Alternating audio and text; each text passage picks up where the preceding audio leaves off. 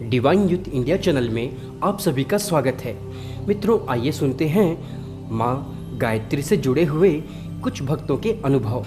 पंडित रूपलाल शर्मा जी विद्या रत्न कानपुर से लिखते हैं, एक समय था जब मेरे मन में गायत्री सिद्धि की बड़ी ही कामना होती थी। मैं पंडितों से पूछता तो कोई कहता कि कलयुग में गायत्री की सिद्धि होना बड़ा मुश्किल है। कोई कहता गायत्री को शाप लगा हुआ है, इससे वह निष्फल होती है। कोई कहता सिद्धि करना हंसी खेल थोड़ी है, उल्टा परिणाम हुआ तो लेने के देने पड़ जाएंगे।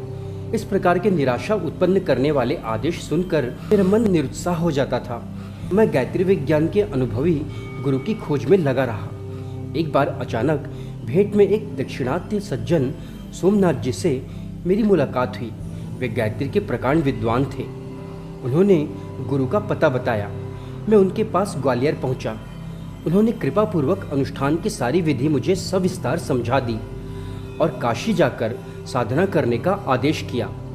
नियत विधि विधान के साथ मैंने काशी के मणिकर्णिका घाट पर अनुष्ठान आरंभ कर दिया।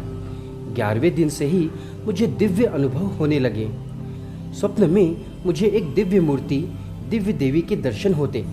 वह मुझसे कहती, उसके होंठ हिलते पर मुझे कुछ समझ ना आता।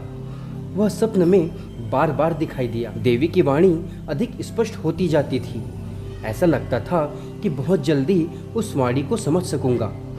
25वें दिन मैं घाट पर बैठा जप कर रहा था कि अचानक सफ़ेद गैस की गुब्बारा प्रकाश से भरा चमकता हुआ मेरे आसपास फैल गया।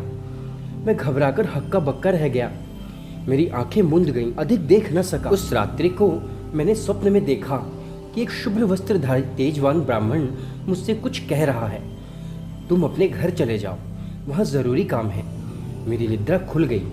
स्वप्न के संबंध में सोचने लगा। दूसरे दिन सवेरे सवेरे मुझे एक तार मिला, तुम्हारे पिता सख्त बीमार हैं, घर चले आओ। मैं अनुष्ठान अधूरा छोड़कर घर चला गया। पीछे नई परिस्थितियाँ आ गई। नई जिम्मेदारियों में मैं फंसा रह गया। अनुष्ठान अधूरा का अधूरा रह गया। सोचता हूँ कि उसे फिर से आरंभ कर दूँ। थोड़े ही दिन की साधना ने मुझे दिव्य अनुभूतियाँ दी थीं।